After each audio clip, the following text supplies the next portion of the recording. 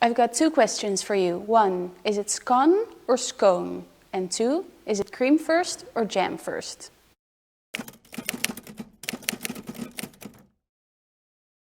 We're making scones. Yes, I am pronouncing it as scones because a friend from the UK once told me that's the right pronunciation. The best part about them is it's super easy to make and it's done in 15 minutes, and that is including the baking time. It's ridiculously easy. And then you can have an awesome high tea or just an afternoon tea for one. Like I said, the best part about scones, besides the taste obviously, is that they are so easy to make. So I have my flour and baking powder over here. You just add in your sugar, just a little bit. Your cold butter, cubed, unsalted. And then eggs and a little bit of milk. 2 eggs.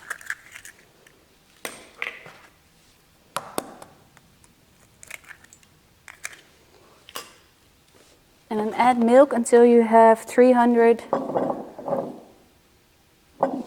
mils. There's not 300 on here, so I need to guess, but it's fine.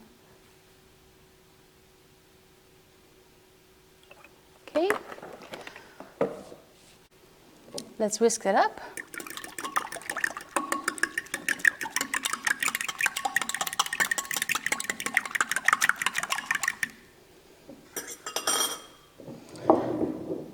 And then I have one of these. It's very handy, but you can also use 2 knives to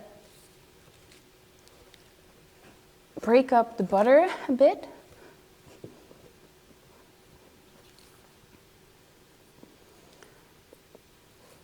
Like so. Okay, science time. You don't want to over knead your dough because you don't want to develop any gluten. Also, you don't want to incorporate the butter too much. You want those little lumps of butter in your dough because when baking, the moisture in the butter will evaporate, and that's what makes those nice layers. So that's why this is such a handy thing, because you don't want to work it too much with your hands because the butter will melt or it will soften and then it will get incorporated in the dough too much. Okay. Once the butter is a bit lumpy and incorporated a little bit into the flour, add your wet mixture.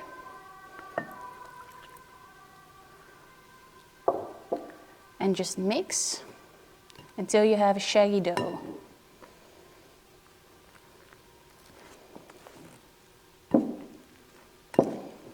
Once you have a shaggy dough, transfer it to your countertop.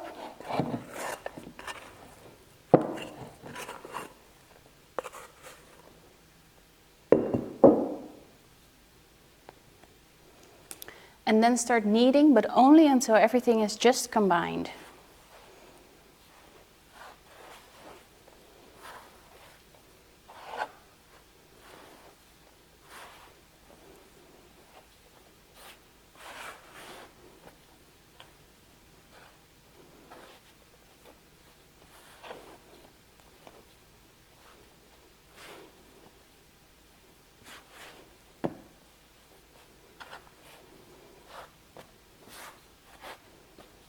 Like this. This is our dough. It's not completely combined and you can still see some lumps of butter in there, and that's exactly what we want. We are almost done. I'm just going to lightly flour my dough and also check if it's not stuck on my board. Okay. You can flour your countertop if needed as well. Okay. Now roll it out.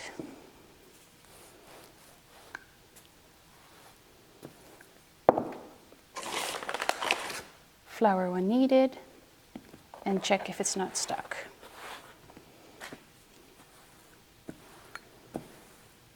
I'm going to roll them out at around 1 centimeter thick.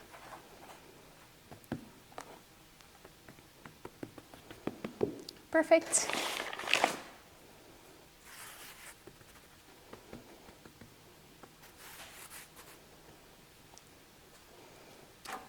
I use a cookie cutter and then I just press down, and this is very important. You press down but you don't turn because that will hinder the rising of your scones. So Press down, and that's it. You can rip it open here and then transfer it to your baking sheet. Repeat.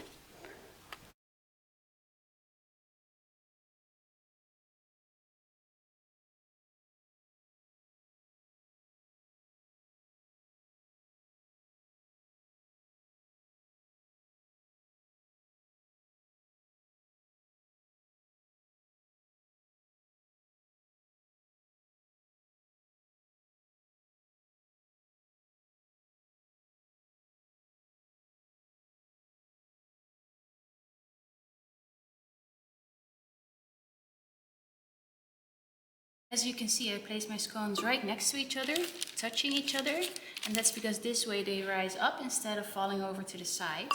Now the last step is to brush them with some milk, but make sure the milk stays on top only, it doesn't fall to the sides, because the milk hardens the crust while baking, and if it hardens the sides, they won't rise as much as they could, and that will be a shame.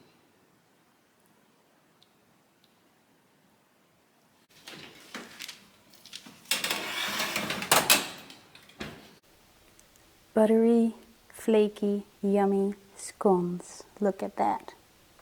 Delicious. I guess this immediately answers the question, jam first or cream first.